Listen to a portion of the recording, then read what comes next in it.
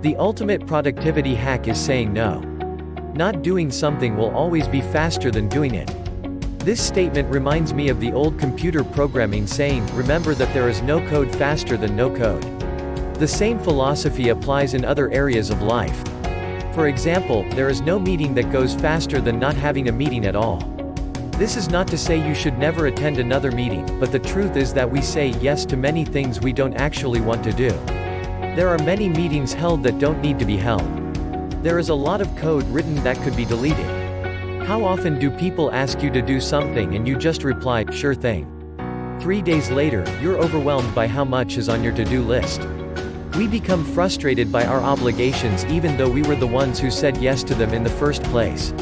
It's worth asking if things are necessary. Many of them are not, and a simple no will be more productive than whatever work the most efficient person can muster. But if the benefits of saying no are so obvious, then why do we say yes so often? Why we say yes: we agree to many requests not because we want to do them, but because we don't want to be seen as rude, arrogant, or unhelpful. Often, you have to consider saying no to someone you will interact with again in the future, your coworker, your spouse, your family and friends. Saying no to these people can be particularly difficult because we like them and want to support them. Not to mention, we often need their help too. Collaborating with others is an important element of life. The thought of straining the relationship outweighs the commitment of our time and energy. For this reason, it can be helpful to be gracious in your response. Do whatever favors you can, and be warm-hearted and direct when you have to say no. But even after we have accounted for these social considerations, many of us still seem to do a poor job of managing the trade-off between yes and no. We find ourselves overcommitted to things that don't meaningfully improve or support those around us, and certainly don't improve our own lives. Perhaps one issue is how we think about the meaning of yes and no. The difference between yes and no: the words yes and no get used in comparison to each other so often that it feels like they carry equal weight in conversation. In reality, they are not just opposite in meaning, but of entirely different magnitudes in commitment. When you say no, you are only saying no to one option. When you say yes, you are saying no to every other option. I like how the economist Tim Harford put it: every time we say yes to a request, we are also saying no to anything else we might accomplish with the time. Once you have committed to something, you have already decided how that future block of time will be spent. In other words, saying no saves you time in the future. Saying yes costs you time in the future. No is a form of time credit. You retain the ability to spend your future time however you want. Yes is a form of time debt. You have to pay back your commitment at some point. No is a decision. Yes is a responsibility. The role of no: saying no is sometimes seen as a luxury that only those in power can afford. And it is true, turning down opportunities is easier when you can fall back on the safety net provided by power, money, and authority. But it is also true that saying no is not merely a privilege reserved for the successful among us.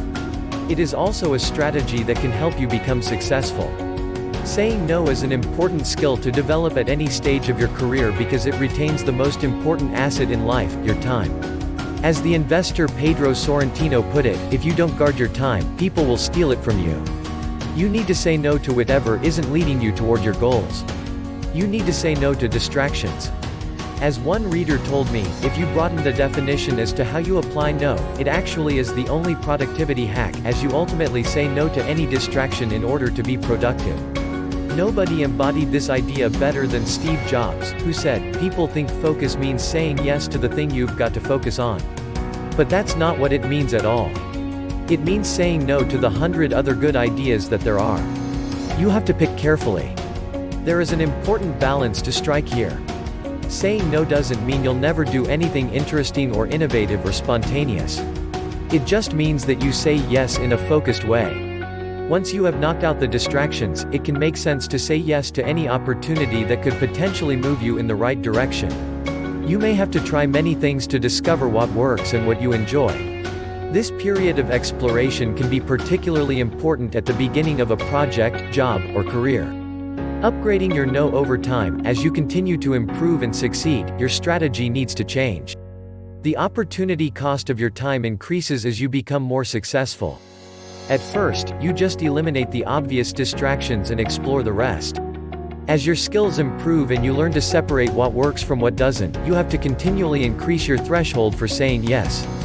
You still need to say no to distractions, but you also need to learn to say no to opportunities that were previously good uses of time, so you can make space for great uses of time.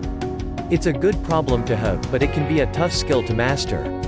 In other words, you have to upgrade your no's over time. Upgrading your no doesn't mean you'll never say yes. It just means you default to saying no and only say yes when it really makes sense. To quote the investor Brent Besher, saying no is so powerful because it preserves the opportunity to say yes. The general trend seems to be something like this: if you can learn to say no to bad distractions, then eventually you'll earn the right to say no to good opportunities.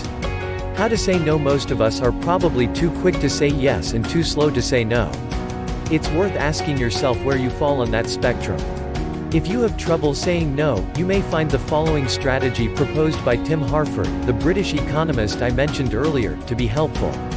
He writes, "One trick is to ask, if I had to do this today, would I agree to it?" It's not a bad rule of thumb, since any future commitment, no matter how far away it might be, will eventually become an imminent problem.